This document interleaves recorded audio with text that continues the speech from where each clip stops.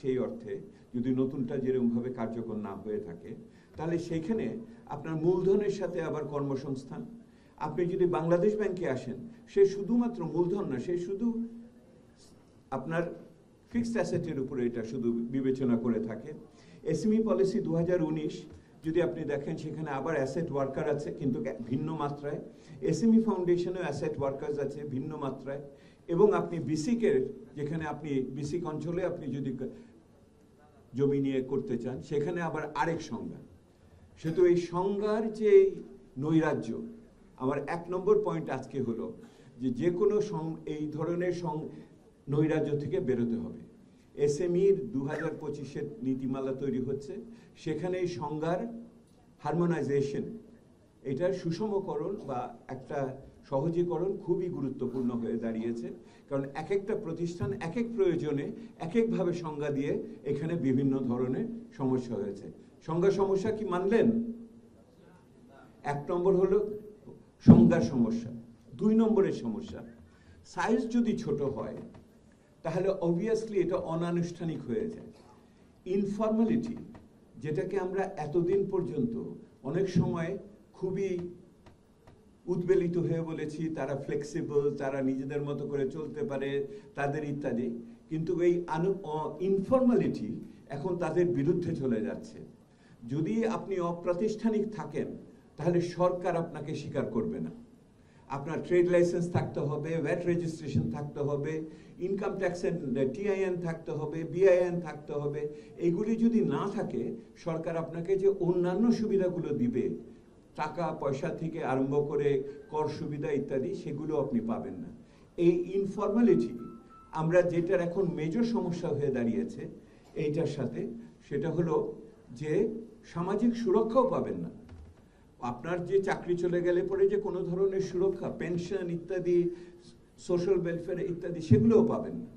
অর্থাৎ আমাদের এমন একটা প্রক্রিয়ার ভিতরে যেতে হবে যেখানে আমি অনানুষ্ঠানিকতার যে সুবিধাগুলো আছে, ফ্লেক্সিবিলিটি বলি, নমনীয়তা থাকে, সেগুলোকে পাবো, কিন্তু আমি অনানুষ্ঠানিক বলে সরকারের সুবিধা থেকে যেন বঞ্চিত না হই।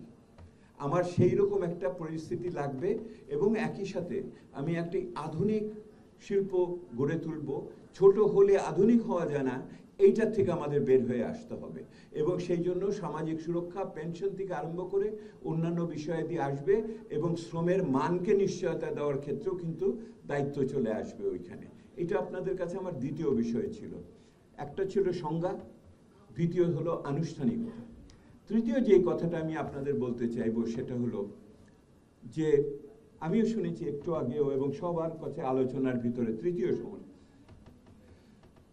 খালি টাকা পয়সা এবং ঋণের আলোচনা হয়। ঋণ হলো ব্যবসা করার জন্য একটি ছোট উপাদান। এটা বড় উপাদান কিন্তু ছোট, মানে আর্থিক ব্যবস্থাপনা। আপনার অনেক বেশি বিষয় হলো আপনার ট্যাক্স কত, আপনার শুল্ক কত, আপনি যে কাঁচামাল ব্যবহার করেন তার সুবিধা কত। সেহেতু এই আলোচনা শুনি না, আসলে পরেই খালি শুনি যে আরো টাকা দেন, আর টাকার তো পাচ্ছি না, টাকা ফেরত। টাকা একটা গুরুত্বপূর্ণ বিষয়। বাংলাদেশে যে হাজার লক্ষ কোটি টাকার যে অনাদায়ী ঋণ রয়েছে, তার ভিতরে 27% হলো ক্ষুদ্র এবং মাঝারি শিল্পের। সেহেতু এই ঋণগ্রস্ত ক্ষুদ্র এবং মাঝারি শিল্পদের প্রস্থানের একটা পথ আমাদের বের করে দিতে হবে, যাতে করে সিক ইন্ডাস্ট্রি, তথাকথিত, আমি সিক ইন্ডাস্ট্রি কমিটিতেও কাজ করেছি, ওনাদের বের হয়ে যাওয়ার একটা সুযোগ দিতে হবে। এইটা ওই আমার যখন ব্যাংকিং সংস্কারের কথা হচ্ছে। কিন্তু তার চেয়ে বড় বিষয়, আপনারা জানেন যে আমি আপনাকে এইবারের বাজেটেরই ফেরত নিয়ে যাই। এইবারের বাজেটে যে 3 বছরের টার্গেটগুলো দেওয়া হয়েছিল, সেগুলো আপনারা জানেন যে 1000 কোটি টাকা ঋণ দেওয়া হবে, এবং আপনার এসএমই ফাউন্ডেশন চাচ্ছে যে এই টাকাটা তাদের মাধ্যমে যায়, তাই তো? তারা আপনি চাচ্ছে, ব্যাংক আবার এটা চাইবে না। আপনারা বুঝতে পারছেন, ব্যাংক এবং এসএমই ফাউন্ডেশনের ভিতরে এটা নিয়ে আলোচনা হবে হয়তো কোনো একটা সময়। কিন্তু এর সাথে সক্ষমতা বৃদ্ধি, প্রশিক্ষণ ইত্যাদি বিষয়গুলো রয়েছে। কিন্তু আপনাদের কাছে আমি অন্য জিনিস নিয়ে আসি। দেখেন এইবারের বাজেটে কি হলো। এইবারের বাজেটে যেটা দাঁড়িয়েছে সেটা হলো যে কমপ্লায়েন্সের প্রেশার, আপনার নিয়ম মেনে চলার জন্য যে সমস্ত চাপ, এগুলো আগের চেয়ে বাড়বে, মানে আধুনিকায়ন। ওই যে ফর্মালিটির কথা বলেছি, ওইটাতে আপনি কিন্তু ক্রমান্বয়ে যাবেন, কিন্তু ওখানে গেলে পরে যে সুবিধাগুলো থাকার কথা আর্থিক খাতের, সেই সুবিধাগুলো কিন্তু যথেষ্ট পরিমাণে আসে নাই। এইটাই হলো। আমি জানি না এসএমই ফাউন্ডেশনের পক্ষ থেকে অর্থ মন্ত্রণালয়ে কি কোনো বাজেট প্রস্তাবনা পাঠিয়েছিলেন কিনা আমি জানি না, এবং যদি পাঠিয়ে থাকেন সেটা কতদূর গৃহীত হয়েছে সেটা যারা মন্ত্রীরা আছেন তারা ভালো বলতে পারবেন। এখানে যে জিনিসটা দেখার বিষয়, দেখেন একটা মূল ছিল আপনাদের ট্যাক্সের হলো টার্নওভার ট্যাক্স, অর্থাৎ আপনার যা আবর্তন হবে তার উপরে কত পার্সেন্ট করে দেওয়া হবে, ছিল সেটাকে 0.6%।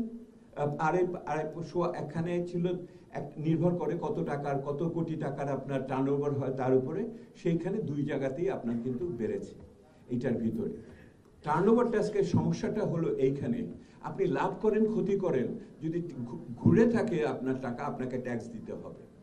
এটা কিন্তু একটা বড় চ্যালেঞ্জ যে আপনার ঘূর্ণায়মান পুঁজির উপরে আপনার এখানে কর দেওয়ার প্রশ্ন ওঠে, যতখানি না লাভ ক্ষতির ভিত্তিতে।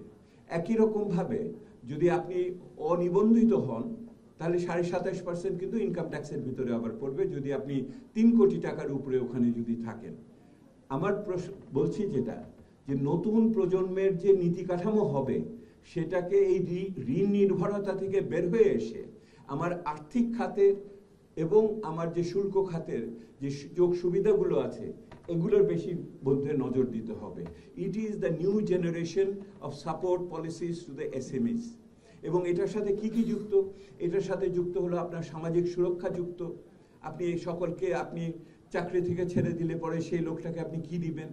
আপনার এটার সাথে যুক্ত হলো আপনি নতুন প্রযুক্তি ব্যবহার করলে পরে তার ডেপ্রিসিয়েশন কিভাবে হবে, তার যে ক্ষয় হয় সেই ক্ষয়ের হিসাব কেমন করে আপনি আপনার প্রফিট অ্যান্ড লসের স্টেটমেন্টের ভিতরে ঢুকাবেন, ইত্যাদি বিষয় আপনার এটার আছে। আমার সময় এত দরকার নাই, আপনাদের অন্য কোনো সময় এসে না আমি এগুলো আলাপ করে আপনাদের বলল। আমি 3টি বিষয় আপনাকে নতুন প্রজন্মের নীতি কাঠামোর জন্য বললাম। সংজ্ঞাকে আপনার ঠিক করতে হবে 1 নম্বরে, অবশ্যই অপ্রাতিষ্ঠানিকতা থেকে আস্তে আস্তে বেরোতে হবে তার সুবিধাগুলো রেখে। এবং তৃতীয়ত এই ঋণ গুরুত্বপূর্ণ, কিন্তু ঋণ নির্ভরশীলতা থেকে আমার কর কাঠামোর উপরে মনোযোগ দিতে হবে এবং এটার সুবিধাগুলো আমাদের নিতে হবে। এই জায়গাটাতে আমাদের আগামী দিনে, কিন্তু আমি আপনাদের বলি, এই 3টে জিনিস আপনাদের বললাম, কিন্তু আপনাদের বলি, আমি শিশুর কথা দিয়ে শুরু করেছিলাম, আবার বলি, শিশু না কাঁদলে কিন্তু মাও কিন্তু মনোযোগ দেয় না। আপনাদের যদি কণ্ঠস্বর না থাকে, আপনারা যদি আপনাদের কথাগুলো বলার মতো না পান ব্যক্তিদের এবং নীতি নির্ধারকদের ভিতরে, তাহলে কিন্তু এই হৃদয়ের বাণী নিভৃতেই কাঁদবে। আপনারা চিন্তা করে দেখেন, বাংলাদেশে 300 পার্লামেন্ট মেম্বার আগে আজে বাজে পার্লামেন্টে 86 জন 88 আরএমজির এমপি ছিলেন। ওই আরএমজির এমপিরার কারণে অন্য যে কোনো খাতের চেয়ে বেশি সুবিধা আরএমজি নিয়ে গেছে। আগামী দিনে আপনাদের যদি রাজনৈতিক প্রতিনিধিত্ব না থাকে, আপনাদের এই আমার মতো নিরীহ মানুষের যুক্তি কথায় আপনাদের কোনো উপকারে আসবে না। আপনাদের আগামী দিনে নির্বাচন হবে, নির্বাচনী ইস্তেহারের ভিতরে যেন ক্ষুদ্র এবং মাঝারি শিল্পের কথা, আধুনিক প্রজন্মের নীতি কাঠামোর কথা আসে, এবং একই সাথে স্মল অ্যান্ড মিডিয়াম এন্টারপ্রাইজ যে নীতিমালা 2025 সৃষ্টি হচ্ছে সেখানে যেন আপনাদের কণ্ঠস্বর ঠিক মতো থাকে, সেটা নিশ্চিত করবে। ভালো থাকবেন আপনারা সকলে।